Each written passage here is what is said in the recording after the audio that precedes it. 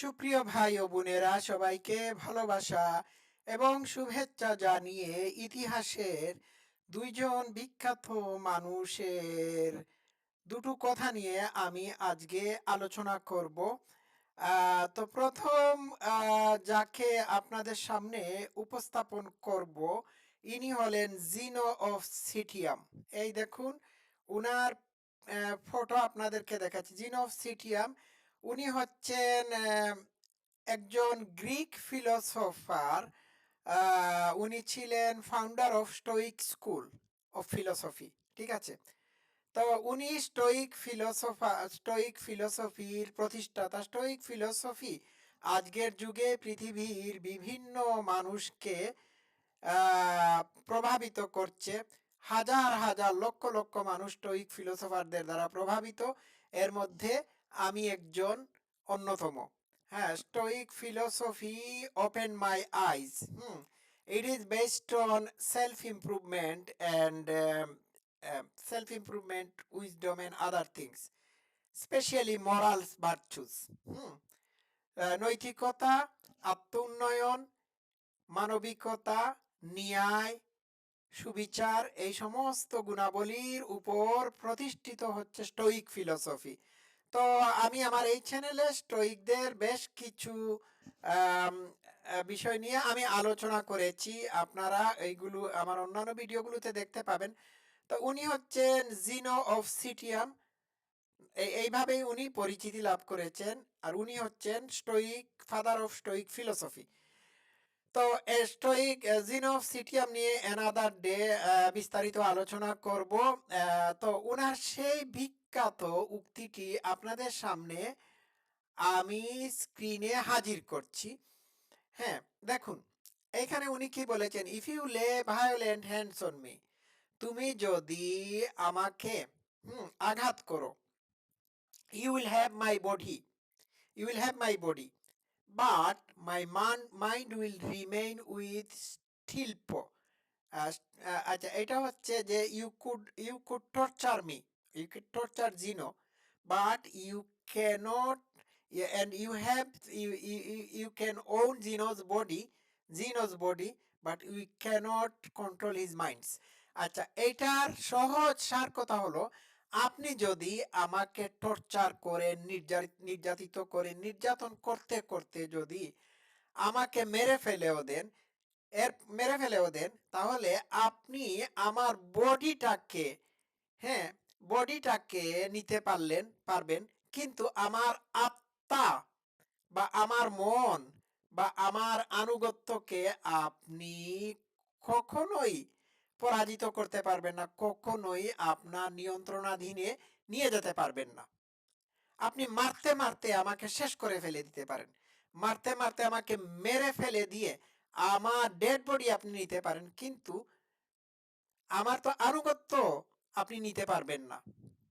আমার dead body আপনি নিয়ে যেতে পারেন, হ্যাঁ, আমার বডির মালিক হয়ে যেতে পারেন, কিন্তু আমার মনের মালিক হতে পারবেন না। এই এই কথাটি স্টোইক ফিলোসফার হাজার হাজার বছর আগে, হাজার হাজার বছর, প্রায় 2500 3000 বছর আগে বলে গিয়েছেন। ঠিক আছে? এর মানে হচ্ছে যে আপনি আমাকে নির্যাতন করে আমার বডিকে ক্ষতবিক্ষত করে দিয়ে শেষ করে দিতে পারেন, কিন্তু আমার কাছ থেকে আপনি আমাকে অত্যাচার করে আমাকে মৃত্যুর মুখে ঠেলে দিয়ে আমার আনুগত্য আদায় করতে পারবেন না। Very strong message. বুঝতে পেরেছেন? একজন নিপীড়ক অত্যাচারী শাসক, হুম একজন মানুষকে নির্যাতন করে, হুম তাকে মৃত্যুর মুখে ঠেলে দিতে পারে, তাকে হত্যা করতে পারে, কিন্তু তার আনুগত্য আদায় করে নিতে পারে না। তার বডিকে কন্ট্রোল করতে পারে, কিন্তু তার মাইন্ডকে কন্ট্রোল করতে পারবে না। ঠিক আছে? এই একই কথার প্রতিধ্বনি মহাত্মা গান্ধী তার কথার মধ্যে ঘটিয়েছিলেন। ঠিক আছে? তাহলে মহাত্মা গান্ধী কি বলেছিলেন ব্রিটিশ শাসকদের বিরুদ্ধে? একটু শোনা যাক। ব্রিটিশ শাসকদের ব্যাপারে তিনি কি বলেছিলেন? এই দেখুন, এই একই কথা মহাত্মা গান্ধী বলেছেন। You can chain me, you can torture me, you can even destroy this body, but you will never imprison my mind. বুঝতে পারছেন? মহাত্মা গান্ধী কি বলেছেন? যে তুমি আমাকে শৃঙ্খলাবদ্ধ করতে পারো, আমাকে টর্চার করতে পারো, কিন্তু ইভেন আমার শরীরকে, হ্যাঁ, ধ্বংস করে দিতে পারো, কিন্তু কোনো সময়ই আমার মনকে বন্দি করতে পারবে না, আমার কোনো আনুগত্য নিতে পারবে না, আনুগত্য আদায় করতে পারবে না। That is the truth. তাহলে বোঝা যাচ্ছে যে মহাত্মা গান্ধীজি, হ্যাঁ, জিনর ফলোয়ার ছিলেন। বুঝতে পারছেন? অল অল গুড পিপল আর লাইক মাইন্ডেড। হুম। তো মহাত্মা গান্ধী যে এমনি এমনি হয়ে গিয়েছিলেন এমনটা না, উনার গুরু ছিলেন জিনো। বুঝতে পারছেন? Greek philosopher. এই জন্য আমি বলি যে স্টোইক ফিলোসফির বিকল্প অদ্যাবধি আজ পর্যন্ত পৃথিবীতে আসে নাই। হুম।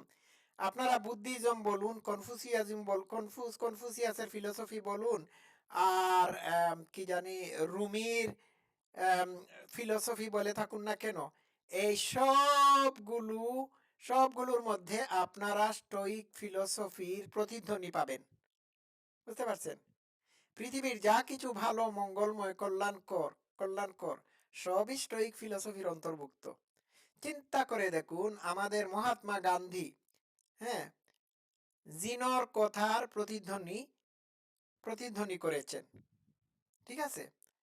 তো আমি আবার বলি যে মানুষকে দমন নিপীড়ন করে, তাকে নিঃশেষ করে দেওয়া যেতে পারে, কিন্তু তার আনুগত্য আদায় করা যেতে পারে না, তাদের আনুগত্য আদায় করা যেতে পারে না।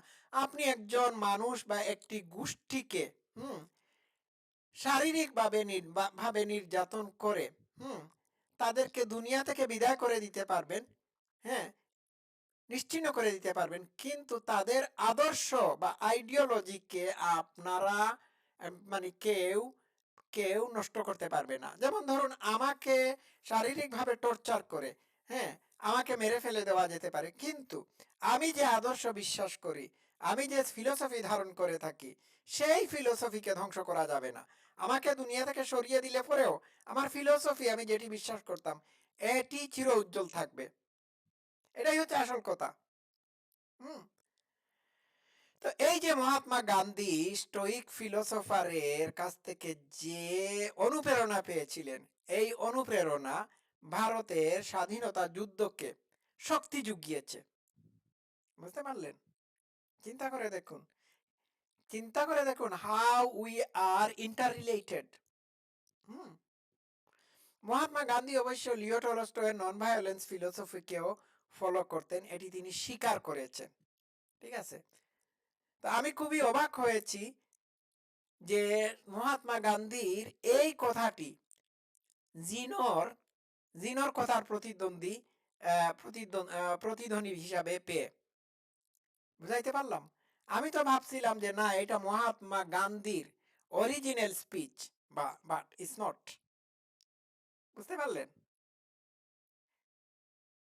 এই হচ্ছে এই হচ্ছে Zeno, stoic philosopher, father of stoic philosophy বা স্টোইক প্রিন্সিপলস। বুঝলেন? তো আমি এই অংশটা একটু হাইলাইট করি। এই অংশটুকু আমি যখন প্রথম পড়লাম তখন আমি বললাম, ওয়াও, মহাত্মা গান্ধী তো চমৎকার একটা কথা, ইউনিক কথা বলেছেন। কিন্তু আমি যখন স্টোইক ফিলোসফি স্টাডি করলাম তখন আমি এই একই কথা পেয়ে গেলাম। মহাত্মা গান্ধীর অনেক আগেই একজন বলে গিয়েছেন।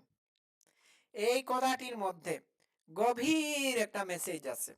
আপনারা এটিকে মানে একটু ধ্যান করে বোঝার চেষ্টা করবেন। হ্যাঁ, ইউ উড আন্ডারস্ট্যান্ড।